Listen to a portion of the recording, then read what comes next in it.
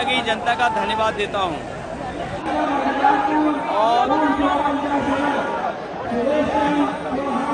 मैं कासगंज एटा की जनता का धन्यवाद देता हूं जिन्होंने देवेश साथ और आसपास जितनी भी लोकसभाएं समाजवादी पार्टी लड़ रही थी, इंडिया गठबंधन को ऐतिहासिक मतदान कर करके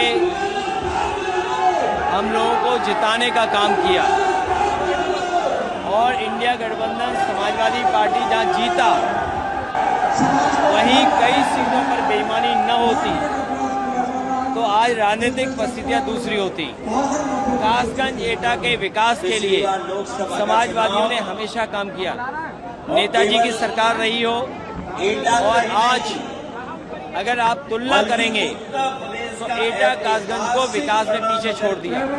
यहाँ का किसान दुखी है, आम लोग परेशान है महंगाई से, भ्रष्टाचार बढ़ रहा है और जहाँ 10 साल की सरकार डबल इंजन, एटा और कासगंज में विकास आते आते डबल इंजन का धुआं निकल गया है और भारतीय जनता पार्टी को हटाने के लिए पीडीए समाज, पीडीए परिवार पूरी तरीके से तैयार है।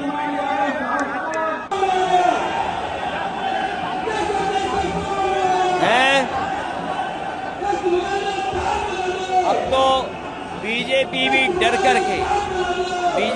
डर करके स्वीकार कर रही है। इससे बड़ी और उपलब्धि क्या मालूम है? पीडीए की एकजुटता और जो देश में बाबा साहब भीमराव अम्बेडकर की संविधान और जो लोगों को अपने अधिकार की आवाज उठाने का जो अधिकार मिला है, आज बीजेपी भी स्वीकार कर रही है जाति जनगणना। बल्कि उत्तर प्रदेश का ऐतिहासिक परिणाम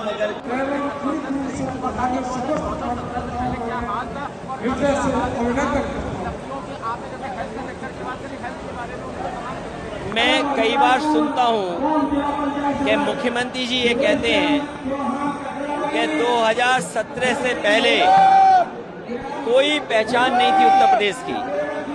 सच्चाई तो ये है कि मुख्यमंत्री जी की कोई पहचान 2017 से पहले नहीं थी। 2017 से पहले तो वो कासगंज भी ना आए हों, 2017 से पहले एटा भी ना आए हों, जिन्हें अपनी पहचान 2017 के बाद मिली है, वो ये कह रहे हैं कि 2017 से पहले पहचान नहीं थी। आज मैं ये कहता हूँ, एटा में बिजली का कारखाना, इधर उधर मत जाइए, एटा का सबसे बड़ा बिजली का कारखाना समाजवादी सरकार में लगा और उसका परिणाम है और कारखाने लगना शुरू हो गए।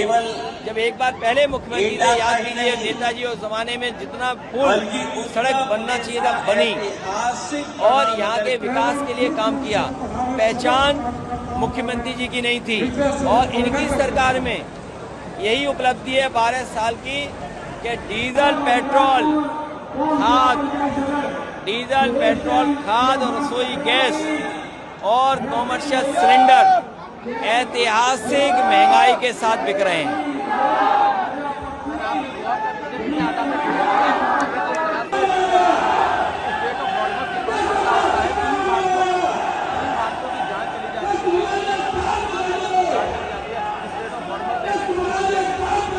देखिए, ये भारत की विदेश नीति की चूक रही। अगर भारत मजबूती के साथ खड़ा होता और जो भारत वॉर को रोकने में कामयाब हो जाता तो आज न जाने जितनी जाने गई किसी की जान नहीं जाती, न केवल जाने बच जाती बल्कि दुनिया में जो अर्थव्यवस्था लगातार खराब होती जा रही है और जिसमें भारत सबसे बड़ा देश है, उसकी अर्थव्यवस्था में संकट पड़ रहा है। इस संकट भी नहीं होता तो भारत की जिम्मेदारी थी कि युद्ध रोकने की, और युद्ध अगर रोक लेते भारत सरकार तो भारत को प्रधानमंत्री को विश्व गुरु माना जाता है।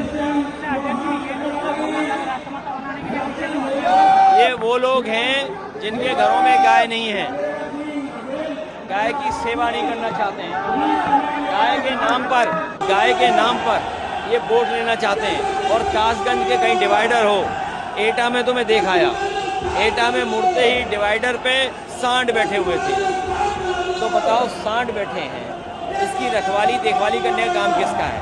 और गाय की सेवा करना हमारा आज का नया नहीं, पौराणिक काम है।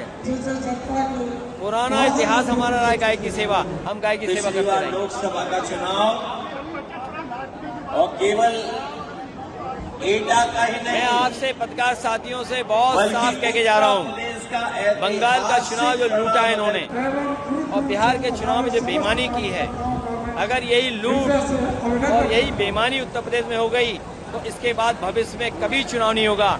इसीलिए आपने देखा होगा जो डिलिमिटेशन ला रहे थे, महिला आरक्षण के साथ डिलिमिटेशन ला रहे थे, ये ऐसी लोकसभाएं बनाना चाहते हैं जिससे विपक्ष के नेता जीत न पाए और अपने हिसाब से ये लोकसभा बनाना चाहते हैं।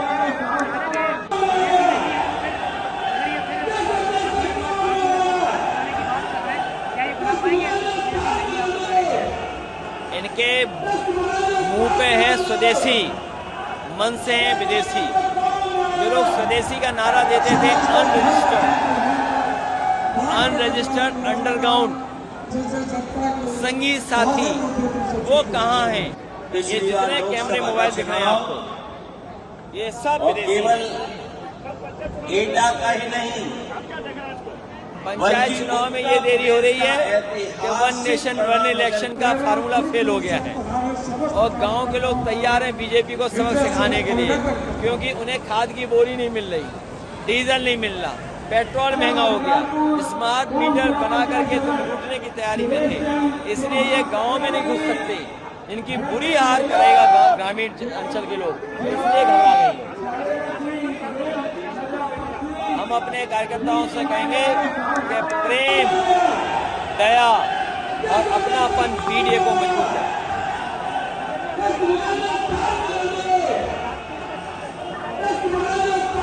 जब तक बीजेपी सरकार कमजोर होगी, दुनिया में हमारे लोगों की ऐसे ही जान जाएगी।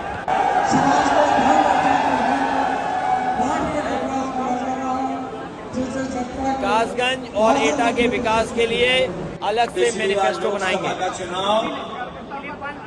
हम कार्यकर्ताओं को साथ लेके चलेंगे। एटा का ही नहीं, ये सरकार लीक वाली सरकार है, ये लीकेज वाले लोग हैं, इनके बहुत लीकेज हैं, जनता इन्हें बंद करेगी।